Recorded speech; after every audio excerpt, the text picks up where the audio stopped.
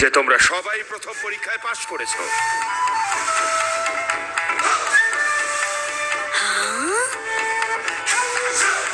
তোমরা প্রথম বাধা পার করেছো, তাই আমি ঘোষণা করছি এই চুনিন সিলেকশন এক্সাম শেষ হলো। আর কিছু বলার নেই। তোমাদের সকলের জন্য শুভ কামনা। বিশ্বাস করো আমি পাশ করেছি। এই বাচ্চাটাতে দেখছি বেশ মজার।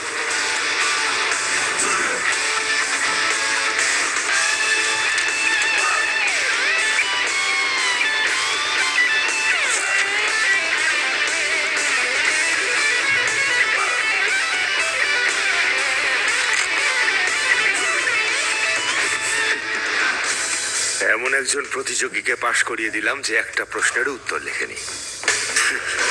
সেই মজার ছেলেটা, বুঝেছি।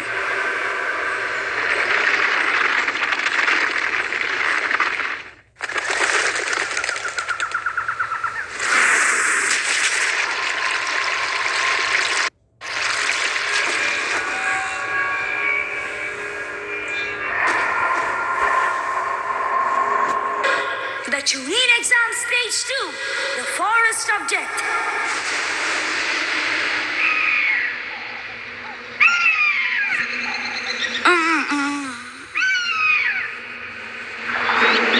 এই জায়গাটা দেখে আমার কেমন ভয় করছে। স্বাভাবিক, এই জায়গার নাম ফরেস্ট অফ ডেথ, আর তার কারণ খুব তাড়াতাড়ি তোমরা বুঝবে।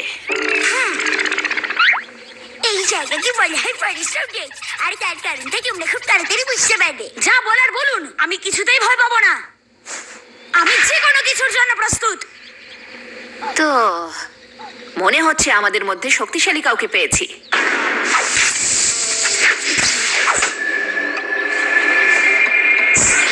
এটার মুখোমুখি হওয়ার জন্য যথেষ্ট শক্তিশালী তো, নাকি ভয় পাচ্ছ? তোমার মতন শক্তিশালী ছেলেরা এই জায়গায় নিজেদের রক্ত ঝরিয়েই থাকে।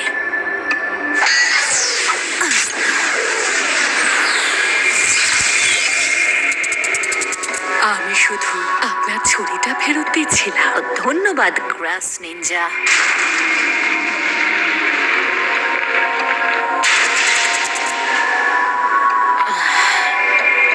তুমি জানো, আমি সত্যি তোমাকে আমার পিছনে দাঁড়ানোর পরামর্শ দেব যদি তুমি বেঘরে নিজের প্রাণ খোয়াতে চাও। ক্ষমা করবেন, আসলে আপনার ছুরিটা আমার চুলের পাশ দিয়ে যেতে দেখে আমি আসলে একটু বেশি উত্তেজিত হয়ে পড়েছিলাম। কোনো ক্ষতি করতে চাইনি। নারুতো, যা ভেবেছিলাম। আমি ভাবছিলাম এই ফরেস্টটা বেশি ভয়ের, কিন্তু এখন দেখছি মানুষগুলো আরো বেশি ভয়ানক।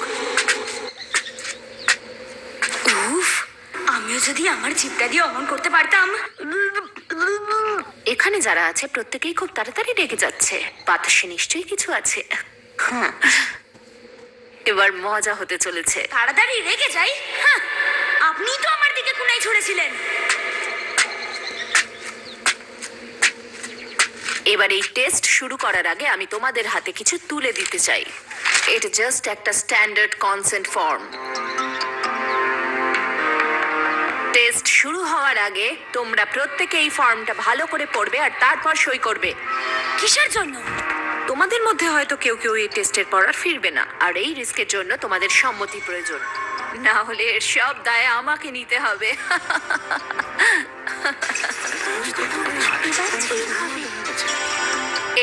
এবার এই টেস্টে তোমাদের কি করতে হবে আমি বলছি। এখানে এগুলো পাস করে দাও। সবার প্রথমে তোমরা জেনে রাখো, এই টেস্টের মাধ্যমে তোমাদের প্রত্যেককে বেঁচে থাকার কৌশল শেখানো হবে। কি এইসব আবার কি জিনিস? প্রথমে আমি তোমাদের প্র্যাকটিস ফিল্ডের জায়গাটার একটা বিবরণ দিয়ে দিই। দ্য 44th ব্যাটল ট্রেনিং জোনে 44টা লকড এন্ট্রান্স গেট আছে। এর মধ্যে কিছু নদী আর একটা ফরেস্ট আছে। এর একদম সেন্টারে একটা লকড টাওয়ার আছে, যেটা প্রতিটা গেট থেকে 10 কিলোমিটার দূরে অবস্থিত। এইরকমই বদ্ধ একটা জায়গায় তোমাদের এই সার্ভাইভাল টেস্ট দিতে যেতে হবে। এই টেস্টে থাকবে যে কোনো যুদ্ধ করে এই স্ক্রোলগুলোকে হাতে নেওয়ার পরীক্ষা। দুটোই? হ্যাঁ, এই হেভেন স্ক্রোল আর আর্থ স্ক্রোল এই দুটো পাওয়ার জন্যই তোমাদের ফাইট করতে হবে।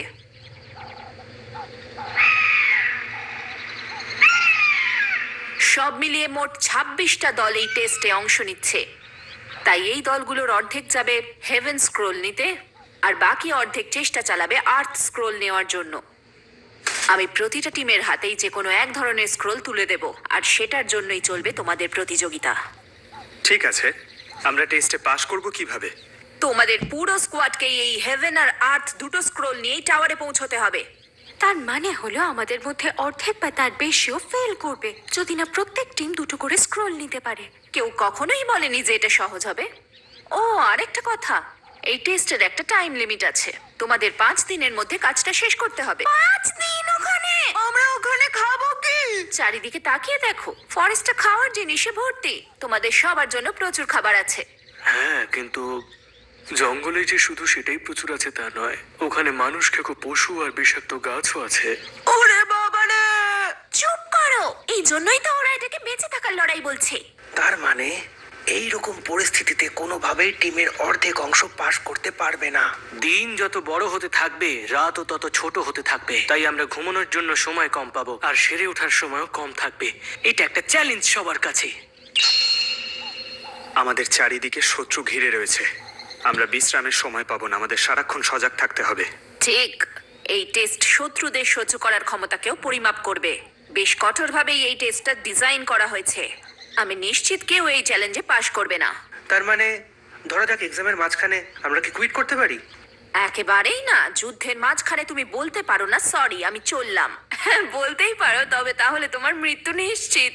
অসাধারণ ব্যাপার, এইসব জিনিসের কোনো মানেই হয় না। কিছু কিছু ক্ষেত্রে তোমরা ডিসকোয়ালিফাইডও হতে পারো। প্রথমটা খুবই সিম্পল, যদি 3 জনের টিমের প্রত্যেকে 2টি স্ক্রোল নিয়ে 5 দিন পরে টাওয়ারে পৌঁছতে না পারে। 2 নম্বর হলো, যদি টিম তার কোনো মেম্বারকে হারিয়ে ফেলে অথবা মেম্বার অক্ষম হয়ে যায়, তাহলে আর কন্টিনিউ করতে পারবে না। কিন্তু সব থেকে ইম্পর্ট্যান্ট হলো তোমাদের মধ্যে কেউ টাওয়ারে পৌঁছানোর আগে এই স্ক্রোলের কন্টেন্টস না দেখে। যদি স্ক্রলটা কোনোভাবে খুলে যায় আর আমরা পড়ে ফেলি তাহলে? মনে হচ্ছে তোমায় আমায় এইভাবে বলতে হবে, পাকা ছেলে, তোমার জানার দরকার নেই। একজন নিনজাকে সবসময় গোপনে ডকুমেন্ট নিয়ে যেতে হয়।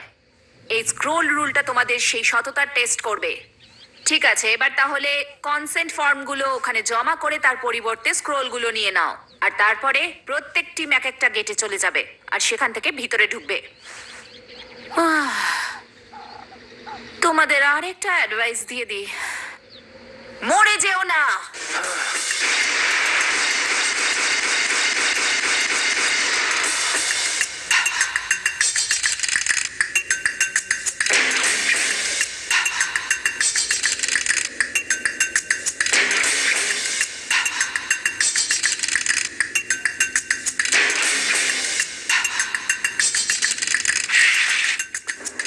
বিষয়টা ঠিক কিরকম হচ্ছে?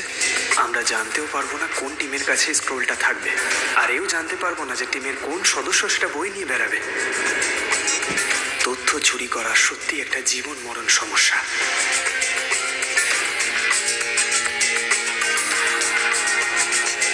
ঠিক ইভি কি যেমনটা বলেছিলেন, প্রত্যেকেই পাশ করার জন্য সমানভাবে চেষ্টা করছে, আর এরা সবাই আমার শত্রু। মনে হচ্ছে এরা টেস্টের আসল মানেটা কি সেটা বুঝতে শুরু করেছে।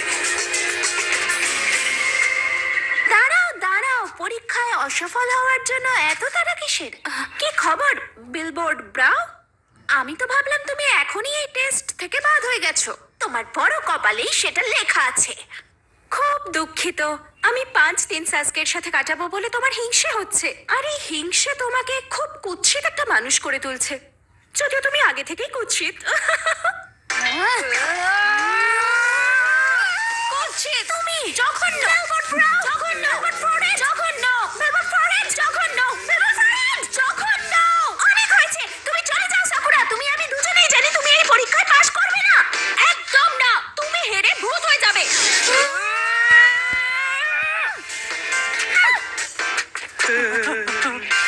যাক বাবা, ওরা আমাদের দিকে আসেনি এই ভালো, কিন্তু ওরা এরকম করছে কেন? কি কে জানে, তোমার কি মনে হয় এসব নিয়ে আমার খুব মাথা ব্যথা?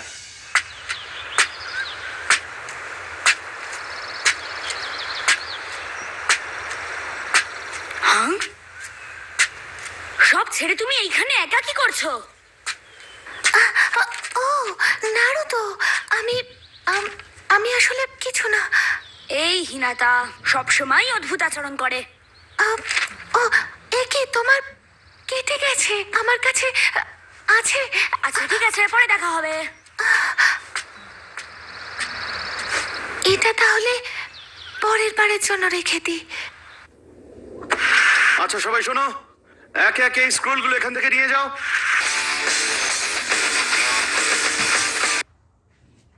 এসবগুলো আগে দেখো নাই।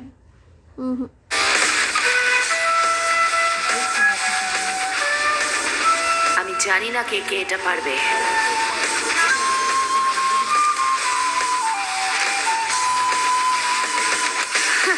আমাদেরকে কেউ আটকাতে পারবে না।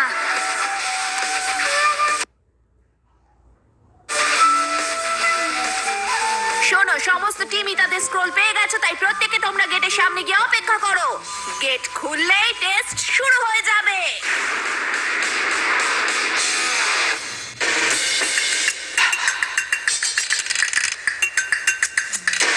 ইয়াহু! আমরা করে দেখাবো, হেরে যাওয়ার কোনো প্রশ্নই ওঠে না হিনাটা। তোমাকে কিন্তু মনের জোর রাখতে হবে, বুঝেছো? ঠিক আছে। এই চেষ্টায় হয়তো আমাদের প্রাণও চলে যেতে পারে, তবে করতেই যখন হবে তখন না হয় শুরুটা নারুতোকে দিয়েই করা যাক। Burrito check, potato chips check, chocolate covered cheesecake check. ঠিক আছে, বিশ্বাস করো আমি প্রস্তুত তোমাকে যোগ্য জবাব দিতে। সব শত্রুদের ভেঙে গুড়িয়ে তছনছ করে দেব। তাই নাকি?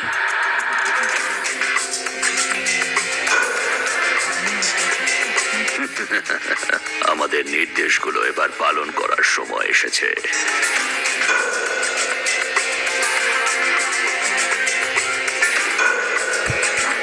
আমাকে শুধু বিপক্ষ দল নয়, গড়ার থেকেও সতর্ক থাকতে হবে। ও আমাকে যে কোনো মুহূর্তে মেরে ফেলতে পারে। সবার আগে নতুনদের শিকার করা খুব সহজ হবে। আমরা খুব সহজেই ওদের স্ক্রোলগুলো ছিনিয়ে নিতে পারবো, অসুবিধে হবে না। গাই সেন্সে, আপনি আমার জন্য গর্বিত বোধ করবেন। শুধু দেখে যান, খুব শিগগিরই রকলির নাম সবার মুখে মুখে ফিরবে।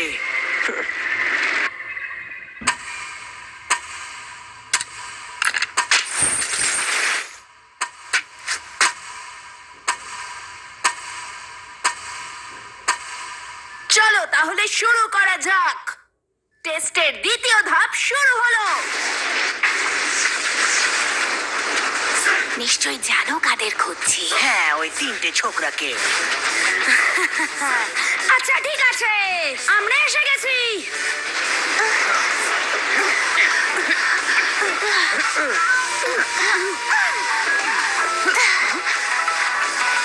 ওকে, প্রথমে আমাদেরকে খুঁজে দেখতে হবে।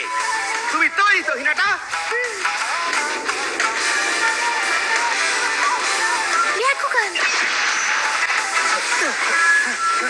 সাবধানে লি, টেস্ট কিন্তু সবে মাত্র শুরু হয়েছে। সে হয়তো হতে পারে, কিন্তু তবু আমাদের শত্রু যেই হোক না কেন, আমাদেরকে খুঁজে বার করার আগে আমরাই ওদেরকে খুঁজে বের করব। তুমি বরাবরই একটু রক চটা। আমাদের একটাই লক্ষ্য, শত্রুর ওপরে মনস্থির করো।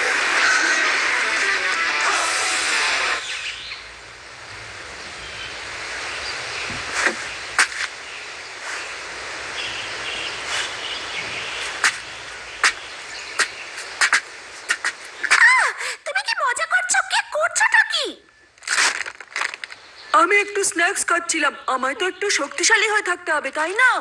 5 মিনিট হয়ে গেল, আমরা তো এখান থেকে বেরোতেই পারলাম না। হ্যাঁ, কি করছো তুমি চোজি? আমরা এখানে একটা কাজে এসেছি। আমি পারবো না, আমি এখন খাবো। এগুলো আমার ফেভারিট ফ্লেভার। তুমি আর তোমার স্ন্যাক্স, এটা একটা সার্ভাইভাল টেস্ট, বুঝতে পারছো? তোমার খাবার থেকে অনেক বেশি জরুরি। হ্যাঁ? বন্ধুরা, তাড়াতাড়ি লুকিয়ে পড়ো।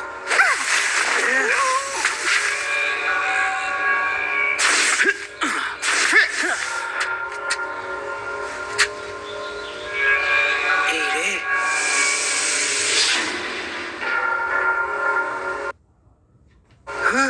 ও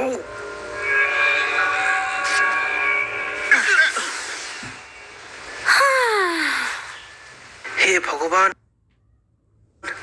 আমাদের 5 দিন এভাবে কাটাতে হবে?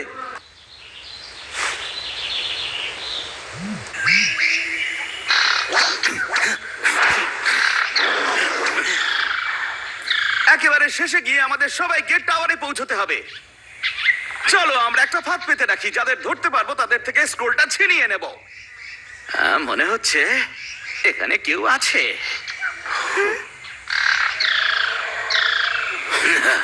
বোকার দল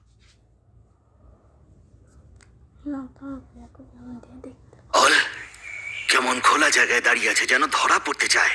মনে হচ্ছে ওরা আমাদের উপস্থিতি টের পেয়েছে, কিন্তু ওরা এমনই অক্ষম নিনজা যে আমাদের লোকেশনটা পিন পয়েন্ট করতে পারছে না। এই এটা কি তোমার শার্টের মধ্যে কি? ও আরে ওটা কি?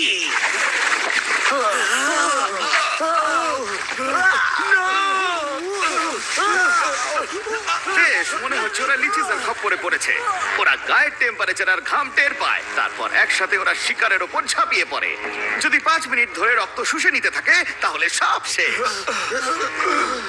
এই প্রাণীগুলো খুবই বুদ্ধিমান। আমরা ওদের এই বিশেষ ক্ষমতা কাজে লাগিয়ে শত্রুদের ফাঁদে ফেলবো। আমার গা থেকে সরে যাও।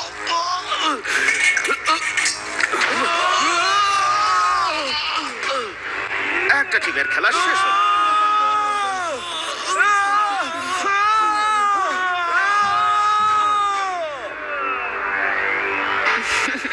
আওয়াজ শুনে মনে হচ্ছে মজা শুরু হয়ে গেছে। কারোর চিৎকারের আওয়াজ শোনা গেল।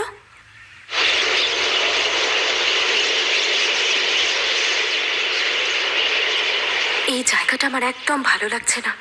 আরে ছাড়ো তো, এখানে ভয় পাওয়ার মতো কিছুই নেই, এটা তো একটা বাগানের মতো। আচ্ছা আমাকে একটা সেকেন্ড দাও, আমার সত্যি খুব জোরে পেয়েছে। কিছুতেই না, এখান থেকে চলে যাও। এটা কি নর্দমা পেয়েছো নাকি? আর আমার সামনে একদম না এসব। কোনো ঝোপ খুঁজে নেও, যাও।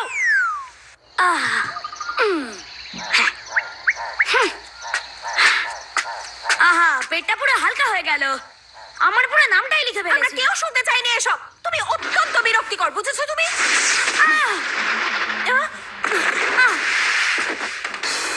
সাসকে ও অতটাও খারাপ নয়। তুমি কি একটু বাড়াবাড়ি করে ফেললে না?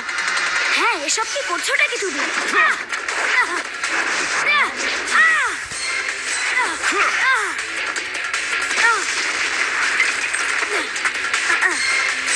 সাকুরা, ওকে সামলাও তো। আমার মনে হয় ও পাগল হয়ে গেছে। হ্যাঁ, তোমার তো তাই মনে হবে, তবে সেটার আগে আমি তোমাকে শেষ করে ফেলবো। সাসকে না।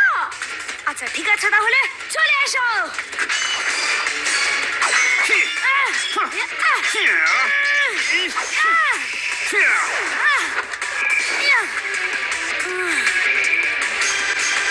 সাসকে, কি করছো এসব তুমি? ওকে একবার ভালো করে দেখো। বলো, নারুতোকে তোমরা কি করেছো? মানে কি বলছো কি? আমি নারুতো? তাহলে তোমার গালের দাগটা কোথায় গেল? আমার মনে হয় তুমি বোধহয় জানো না, এই টেস্ট শুরু হওয়ার আগে আসল নারুতো গালে চোট পেয়েছিল। তাছাড়া তোমার শরিকেন হোলস্টার তোমার বাঁ পায়ে আছে, ডান পায়ে না। কিন্তু আসল নারুতো ডান হাতে কাজ করে। তোমার ট্রান্সফরমেশন স্কিল তো দেখছি নারুতোর থেকেও খারাপ। বলো তুমি কে? অলরাইট, তুমি আমাকে ধরে ফেলেছো, তাতে কি? আমি এখনো তোমাদের স্ক্রোলটা নিতে পারি। এখন ভালোই ভালোই দিয়ে দাও, না হলে তাহলে স্ক্রোলটা কার কাছে আছে?